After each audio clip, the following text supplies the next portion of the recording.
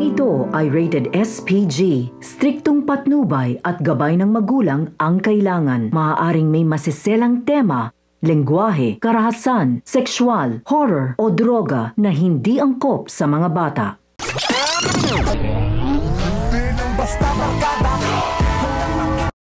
Tila magkakabaliktad ang mga sinabi ni Rigor dahil matapos niyang sabihin kina Marites at Mando na gagawin niya ang lahat upang mabulok sa selda ang demonyong si Tanggol ay mangyayari ang hearing ay matutuon sa kanya ang sisi dahil sa kanyang pagkakakulong. Bakas nga sa mukha ni Tanggol at ng kanyang mga kaibigan ang ngiti dahil nabigyan sila ng pagkakataon na dinggin ang kanilang kaso. Sa kanyang pagpasok ay halos maluha-luha siya na makita niya ang kanyang nanay Tess. Sinabi ni Tanggol sa kanyang sarili na kahit hindi siya dinalaw ng kanyang nanay Tess at malayo ang loob niya dito, ay mahal na mahal niya pa rin ito. Tiningnan naman siya ng masama ni Rigor kaya napaisip siya na kung bakit sa lahat ng pinagdaanan niya ay mainit pa rin ang dugo sa kanya nito. Ngunit nagtataka nga siya kung bakit hindi dumalo ang kanyang Lola Tinding at Lolo Noy. Patid kasi ni Tanggol na tanging ang kanyang Lola Tinding lang ang nakakaintindi at nagmamahal sa kanya. Kaya naman nang nagkaroon ng pagkakataon ay tinanong niya ang kanyang nanay Tess.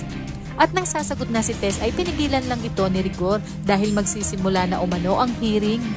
Kinausap ni attorney si Tanggol na kahit tatay niya si Rigor ay kailangan niyang sabihin ang totoo upang siya ay makalaya. Malakas umano ang panglaban niya dahil binaril siya sa likod ni Rigor dahil may nilabag ito sa batas ng paghuli sa papatakas na kriminal. Kaya naman ang tanungin na si Tanggol ay sinabi niya na binaril siya ng kanyang tatay Rigor kahit na anong pakiusap niya. Hanggang sa magsalita na rin si Rigor kung kaya't hindi naging matagal ang paglilitis, lalo na't hindi naman droga ang nakuha kay Tanggol kundi mga pera. Dito ay nakalaya na si Tanggol kasama si Marcelo at ang pagkakatanggal sa serbisyo ni Rigor at pagkakakulong kung kaya't magkakaharap sila ni Espinas at mahahawakan ni Espinas si Rigor sa likod. Anya ipararamdam niya kay Rigor kung anong naramdaman ni Tanggol sa loob ng koreksyonal.